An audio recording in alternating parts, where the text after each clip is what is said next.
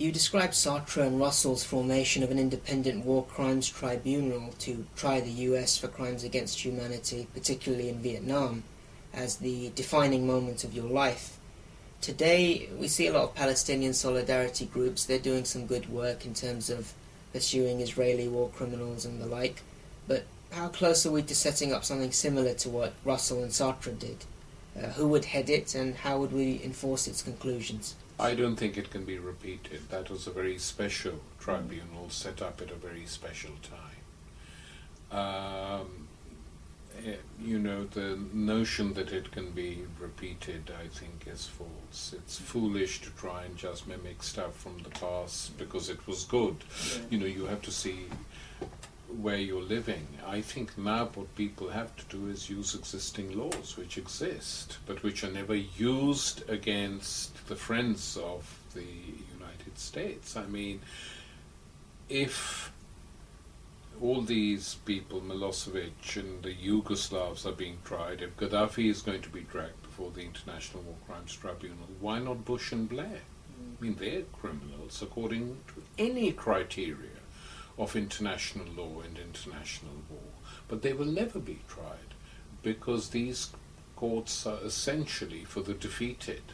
Victors cannot be tried. I mean, some of the worst crimes of the Second World War committed by the Allies were the nuclear bombing of Hiroshima and Nagasaki, which exclusively targeted civilians. There were no military targets in those cities to show what can be done. Who's going to try that? You know, so one's got to be realistic about all this. How can we break this paradigm, though, because it has to end at some stage in terms of you know, these people have to be brought to account in some forum of some kind.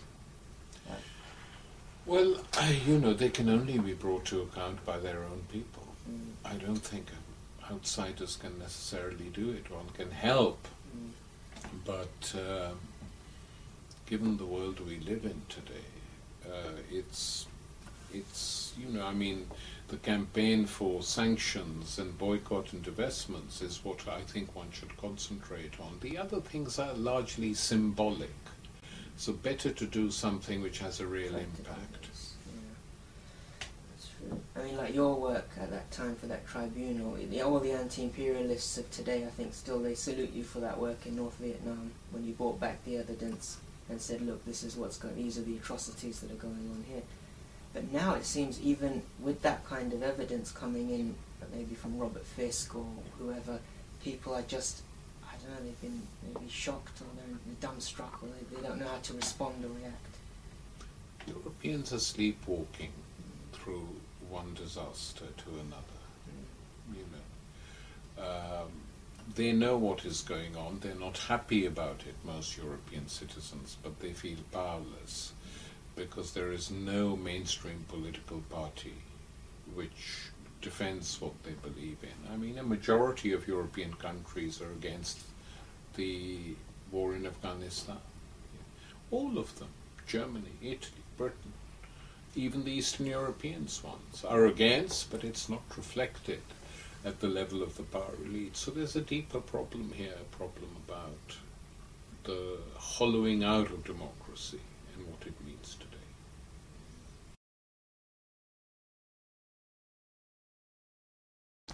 For almost 90 years, the French have been prowling on our lands like wild beasts.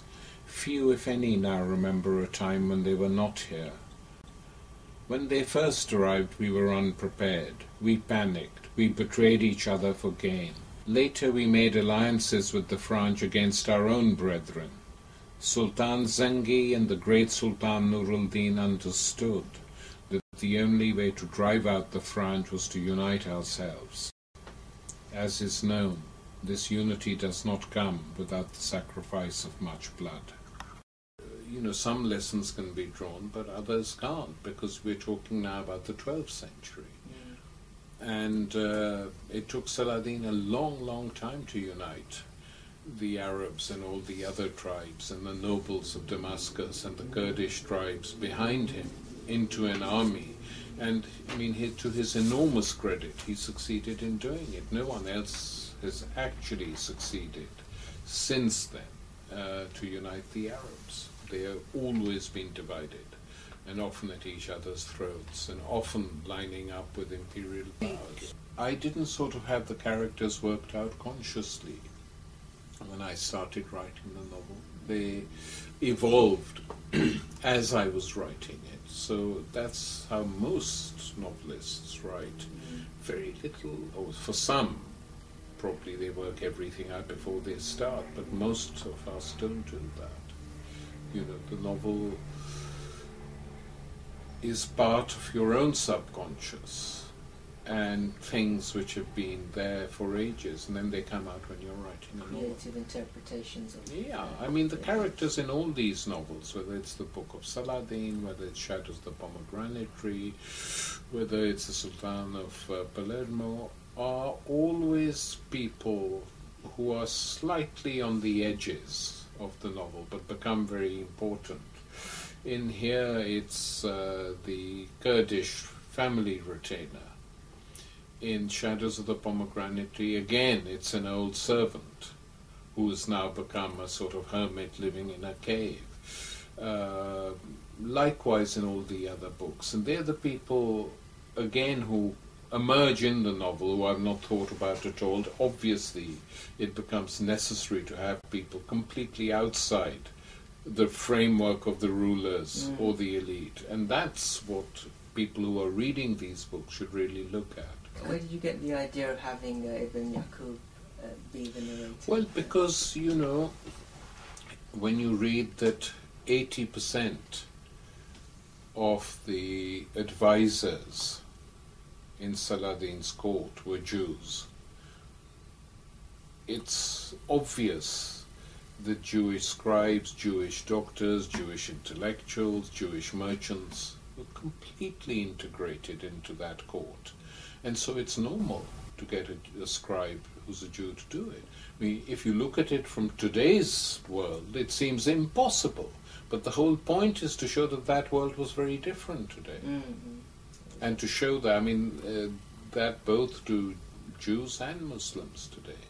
They look at what once was and what has been destroyed. It's a struggle to remove the crusaders who've committed atrocities on your soil and take back your own world from them. I mean, in that book at one point, I think when Saladin's standing by the sea and with two of his advisors, and they look and he says, that's where they're coming from, across the Mediterranean waters. Perhaps we should follow them there and take those lands so they stop coming here. Now that is a fact. He did think about that. Nothing was ever done about it.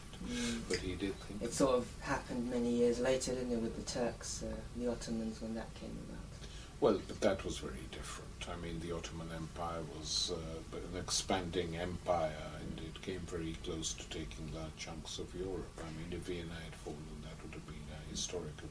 Do you link 1099 as ending with the Turkish crossing the Bosphorus, or do you think those are two entirely different? Two entirely different. You wouldn't say that was that was the response for 1099? No, because what you have to understand is that people didn't think of themselves exclusively as Muslims. There were other things too.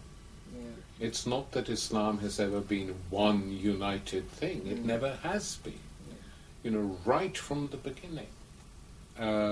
So the Anatolians who came, the Osmanlis, became the Ottomans, were building their own empire, as were many other tribes from Central Asia who were going right down and taking India. There's been a lot of talk of filming Shadows of the Pomegranate Tree, but it never happens. The Arab world isn't interested, the Spanish aren't interested. Hollywood was interested at one point, and the big agent rang me up. And then he said there are big names wanting to do it, but only if you make all the Muslims in the book into Jews. So I said that would be historically wrong. One can't do it like that. So thanks, but no thanks. That's the most unusual offer there, isn't it? Yeah, but I can see where they were coming from. You know, this is Hollywood after all. To do a film in which Islamic civilization is being brutally destroyed by Christianity. They couldn't do it. But if it was the Jews being destroyed, they would have done it. Richard has left our shores. He stayed for 2 years but failed to take the holy city. His expedition came to naught. He may have taken pleasure in executing helpless prisoners, but his crusade failed, and therein lies our victory. From the Islam Quintet, which book do you regard as the most successful in terms of explaining the situation as it existed at the time, and why? I don't know. I mean, often people ask me which is my favourite, and I have no favourites as such. I'm very attached to the last of them, Night of the Golden Butterfly, which is contemporary, but which also has a section in it which deals with a huge Muslim uprising in central China, which very few people even know that it happened, you had a sultan who ruled, a Chinese sultan who was a Muslim, who ruled and who fought against the Manchus, and who didn't fight just as Muslims, but they tried to unite Muslims and the Han population and everyone. And again he was defeated because he was betrayed by his own nobles. Had that not happened, who knows what might have happened in Yunnan. It's the same time as the Boxer Rebellion, but not much talked about. The one which sells the most and carries on selling is Shadows of the Pomegranate Tree. It comes out in edition after edition all over the world. And the Spanish have just published, I don't know, the 10th or 15th edition of it. So, what to do? But I think they reach. They're translated in most of the languages, not Chinese, which I regret, but in many, many languages, and they've acquired a life of their own independently of me. People talk about them, write about them, criticize them, whatever. So it's fine. Excellent. Okay, thank you very much, Tariq Ali. Okay. Appreciate it. Thank you.